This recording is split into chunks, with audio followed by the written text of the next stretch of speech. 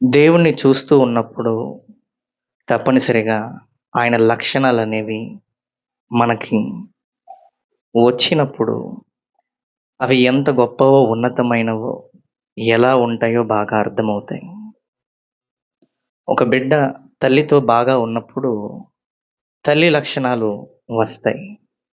అప్పుడప్పుడు మీరు చూస్తే కొంతమంది చిన్న బిడ్డలు, ఆడబిడ్డలు అమ్మ ఒక పక్కన చీపురుతో తుడుస్తా ఉంటే తను కూడా చీపురు తీసుకొని తుడుస్తా ఉంటుంది. అలాగే మగబిడ్డలను కొంతమంది చూస్తే నాన్న సైకిల్ తుడుస్తున్నా, చక్రాలు క్లీన్ చేస్తున్నా తను కూడా ఒక క్లాత్ తీసుకొని చక్రాలు క్లీన్ చేస్తూ ఉంటారు. నాన్న ఏం చేస్తున్నాడో నేను అది చేయాలి, అమ్మ ఏం చేస్తుందో నేను అది చేయాలి అనే ఆలోచన తల్లిదండ్రులతో ఎక్కువగా ఉన్నప్పుడు వాళ్ళకి పుడతా ఉంటుంది. మనం కూడా దేవునితో ఉన్నప్పుడు దేవుని లక్షణాలు ఖచ్చితంగా మనకొస్తే అందులో ఎంత ఆనందం ఉంటుందో ఏంటో అనేది తెలుస్తుంది. దేవుని గుణ లక్షణాల గురించి మనం తెలుసుకోవడానికి ప్రయత్నం చేద్దామండి. అపోస్తుల కార్యములు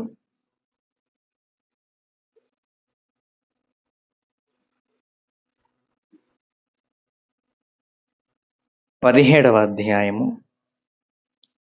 25వ వచనం చూడండి. ఆయన అందరికిని జీవమును, ఊపిరిని, సమస్తమును దయచేవాడు. చాలండి. దేవుడు ఎవరంటే అందరికిని జీవమును, ఊపిరిని, సమస్తమును దయచేయువాడు. మనకి అన్నదాత, అన్నాన్ని ఇచ్చేవారు. రక్తదాత, రక్తాన్ని ఇచ్చేవారు. నేత్రదాత, కన్నులను దానంగా ఇచ్చేవారు. విద్యాదాత, విద్యను దానంగా ఇచ్చేవారు. ఈ లోకంలో ఎలాంటి దానంకైనా దాత అనే పదం ఏ మనిషికైనా వర్తించవచ్చు, చెందవచ్చు. కానీ జీవదాత అనే పదం మాత్రం దేవునికొక్కడికే చెందుద్ది. ఎందుకంటే జీవం అనే దాన్ని ఏ మనిషి ఇవ్వలేరు. ఈ రోజుల్లో చాలామంది ఎక్కువగా ఏం మాట్లాడుతున్నారంటే, నాకసలు నేను చాలా కష్టాల్లో ఉండేవాడిని, తిప్పల్లో ఉండేవాడిని, బాధల్లో ఉండేవాడిని, ఏం చేయలేకపోయేవాడిని. అసలు ఎంత కష్టమైపోయేదో నాకు జీవితం. నాకు యూట్యూబ్ లైఫ్ ఇచ్చింది. నాకు ఫేస్‌బుక్ లైఫ్ ఇచ్చింది. ఇన్‌స్టాగ్రామ్ లైఫ్ ఇచ్చింది. వాట్సాప్ లైఫ్ ఇచ్చింది. పలానా బిజినెస్ నాకు లైఫ్ ఇచ్చింది. పలానా రాజకీయ పార్టీ నాకు లైఫ్ ఇచ్చింది. పలానా పని నాకు లైఫ్ ఇచ్చింది. పలానా వ్యక్తి నాకు లైఫ్ ఇచ్చింది. లైఫ్ ఇచ్చారు. ఇలా మాట్లాడుతున్నారు. ఆశ్చర్యం ఏంటంటే మనిషి ఏదుంటే అది తనకి ఏమనిపిస్తే అది మాట్లాడేస్తూ ఉంటారు. దేవుడు అనే పదాన్ని ఏ మనిషికి పెట్టకూడదు. కానీ మనుషులు ఏదైనా బాగా సహాయం చేస్తే దేవుడనే పదాన్ని మనిషికి పెట్టి వాడేస్తారు. కొన్ని పదాలు అన్నిటికీ మనం వాడకూడదు. కనిపించిన ప్రతి ఒక్కరిని మనం నా కన్న తల్లి అని అనలేం. కనిపించిన ప్రతి ఒక్కరిని నా కన్న తండ్రి అని మనం అనలేం. కానీ పెంచిన వారిని మాత్రమే నా కన్న తల్లి, నా కన్న తండ్రి అని మనం అంటాం. ఈ పదాలు ఎవరికి మనం సెట్ చేయం, ఎవరికి అనం, ఎవరిని పెట్టి పిలవం. అలాగే నాకు లైఫ్ ఇచ్చారు, నాకు దేవుడు లైఫ్ ఇచ్చాడు అనే పదాన్ని దేవునికే వాడాలి. అంతేగాని నాకు ఫలానాది లైఫ్ ఇచ్చిందని చెప్పేసి లైఫ్ అనే పదాన్ని వాళ్ళిచ్చారని ఈ మనుషులు వేరే దానికి పెట్టకూడదు. చూద్దాం ఒకసారి అపోస్తుల కార్యములు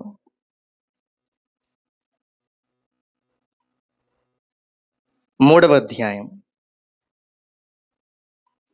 15వ వచనం. అపోస్తుల కార్యములు 3వ అధ్యాయం 15వ వచనం. మీరు జీవాధిపతిని చంపితిరి గాని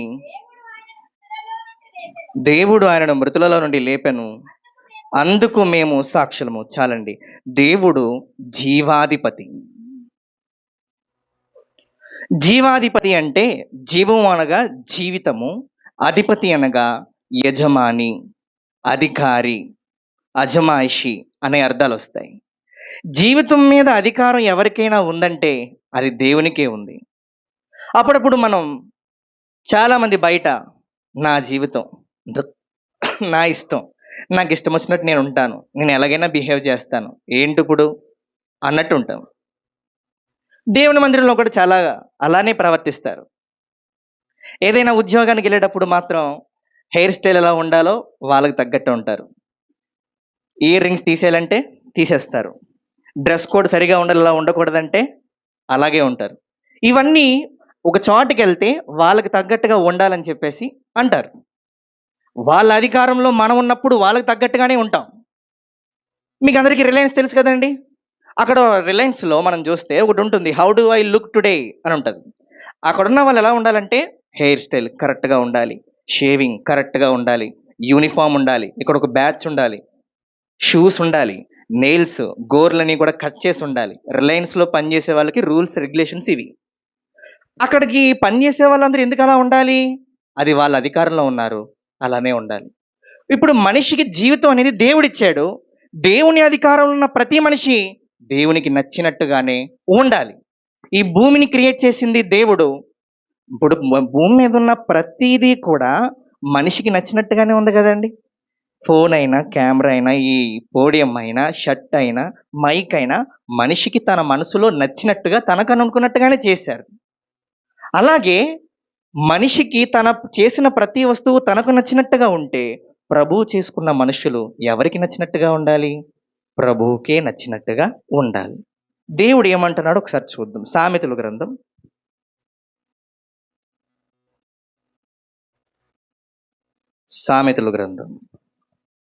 3వ అధ్యాయం 6వ వచనం. సామెతల గ్రంథం 3వ అధ్యాయం 6వ వచనం. నీ ప్రవర్తన అంతటి యందు ఆయన అధికారమునకు ఒప్పుకొనుము. అప్పుడు ఆయన నీ త్రోవలను సరాలము చేయును. దేవుడే అంటున్నాడు, I am the creator of human being. Every person must surrender me. నాకు లోబడాలి, నా అధికారం క్రింద ఉండాలి. ఎందుకంటే నేను చేసుకున్నాను. నాకు నచ్చినట్టు ఉంటానంటే కుదరదు. ఏ మనిషికి హక్కు లేదు. ఆయన ఎవరంటే జీవాధిపతి. రండి, యోహాను సువార్త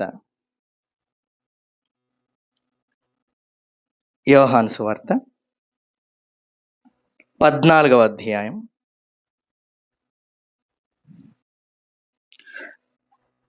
6వ వచనం. యోహాను సువార్త 14వ అధ్యాయం 6వ వచనం. యేసు, నేనే మార్గమును, సత్యమును, జీవమును.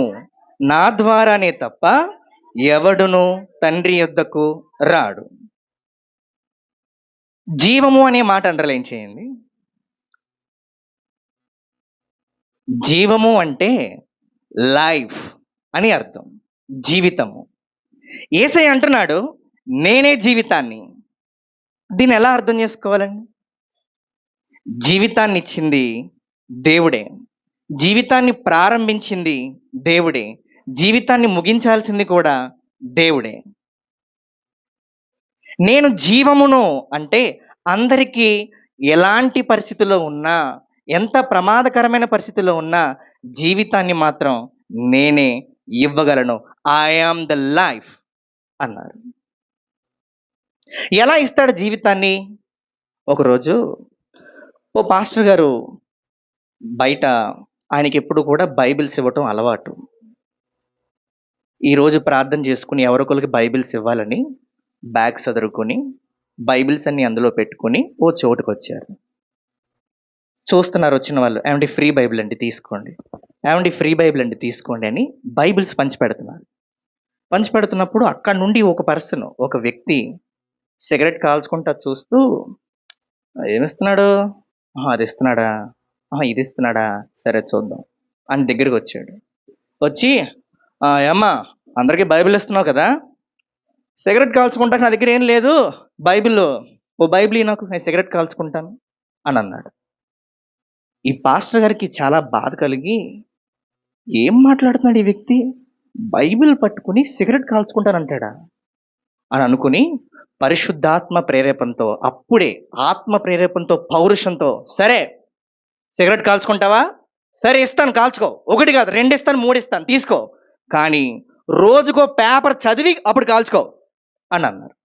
రోజు పేపర్ తీసుకోవటం, అంటించుకోవడం, సిగరెట్ కాల్చడం. అలా ఆది కాండం అంతా అయిపోయింది.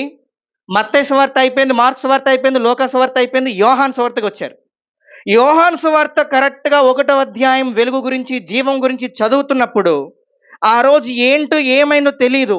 మోకరించి పశ్చాత్తాపడి, దేవా నేను ఏం చేశాను, నేను పాపినయ్యా అని చెప్పేసి అర్థం చేసుకొని, ఆ రోజు నుండి బైబిల్ పేపర్‌లతో సిగరెట్ కాల్చడం మానేశాడు. మానేసి ఎవరైతే బైబిల్స్ ఇచ్చారో, ఏ పాస్టర్ గారైతే ఇచ్చారో, ఓ చర్చ్‌లో ఉన్నప్పుడు ఆయన ప్రసంగం అయిపోయింది. అందరూ వెళ్తున్నారు, వందనాలు చెప్తారు కదా! ఆయనొచ్చాడండి. వచ్చిన తర్వాత, "పాస్టర్ గారు గుర్తుపట్టారండి నన్ను మీరు" అని చెప్పేసి అడుగుతున్నాడు. తెల్ల చొక్కా, తెల్ల ప్యాంట్ ఏసుకొని వచ్చారు. "ఎవరబ్బా గుర్తులేదండి నాకేమనంటే, ఒకరోజు మీరు ఇలా బైబిల్ ఇచ్చారండి, సిగరెట్ కాల్చుకుంటానన్నాను. దేవుడు నన్ను తన మాటలతో కాల్చాడండి" అన్నాడు. ఆయన ఎవరంటే జీవింపచేసేవాడు. ఆయన జీవం. అర్థం కాదు. దేవుడు జీవితాన్ని ఎలా ఇస్తాడంటే చాలామంది ఈ బాధలు తట్టుకోలేక ఉరేసుకొని వేలాడి చనిపోతున్నారు. మనిషి పరలోకంలో బ్రతకాలని ఆయన శిలువ మీద వేలాడి చనిపోయాడు. చాలామంది నేను తట్టుకోలేకపోతున్నాను, నా వల్ల కాదు, చచ్చిపోతాను అని పురుగుల మందు తాగి, విషం తాగి చనిపోతున్నారు. ఆయన మనిషి పరలోకంలోనూ ఈ భూమి మీద కూడా బ్రతకాలని గిన్నెలోనిది త్రాగి, అంటే కష్టాలు, బాధలు, కన్నీళ్ళు అనేది త్రాగి ఆయన మనిషి బ్రతకాలని చనిపోయాడు. నీ లైఫ్ నాకొద్దు అని చెప్పేసి బ్లేడులతో కోసుకొని, కత్తులతో కోసుకొని చాలామంది చనిపోతున్నారు. కానీ మనిషి బ్రతకాలని ఆయన కొరడాలతో కొయ్యబడి, ఆయన ప్రభువు మనందరి కోసం చనిపోయారు. చావడానికి చెరువులు, కాలువలు, సముద్రాలు, నదులు ఇవన్నీ మనిషి మార్గాలు ఎతుక్కుంటున్నాడు చనిపోవడానికి. కానీ ఆయన బ్రతికించడానికి నేనే మార్గంగా ఉన్నానని చెప్పి ఇక్కడ అన్నాడు. నేనే సత్యాన్ని, మార్గాన్ని. నేను మార్గంగా ఉన్నాను. చనిపోవడానికి ప్లేసులు వెతుక్కుంటే ఆయన బ్రతకడానికి ప్లేస్‌గా ఉన్నాడు. కానీ ఇది అర్థం కావట్లేదు. అందుకే చూడండి, మన పరిస్థితి తీసుకోండి. దేవుడు మనము కూడా చనిపోయిన వారమే పాపం పరంగా. కానీ దేవుడు ఏం చేస్తాడంటే మనల్ని బ్రతికించడానికి మీరు నా రక్తాన్ని, నా దేహాన్ని తిని త్రాగాలి. అప్పుడు మీరు జీవిస్తారన్నాడు. ఈ మాటకు అర్థం ఏంటంటే, ఈ భూమి మీద మనుషులందరూ బ్రతకాలంటే చావాలంటారా చాలా? కోడ్లు అవి చనిపోతేనే కదా మనం బ్రతికేది. మేకలు అవి చనిపోతేనే కదా మనం బ్రతికేది. మొక్కలు అవి చనిపోతేనే కదా మనం బ్రతికేది. ఈ సృష్టిలో ప్రతి జీవి తన ప్రాణాన్ని త్యాగం చేసి చనిపోతేనే మనం బ్రతకగలం.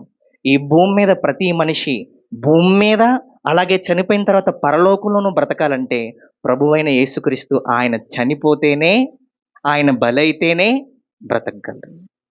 ఆయన జీవాధిపతి, ఆయన జీవం, ఆయన జీవింపచేసేవాడు. ఆయన మాటలు ఎల్లప్పుడూ కూడా జీవింపచేసేవి. చివరిగా మత్తయి సువార్త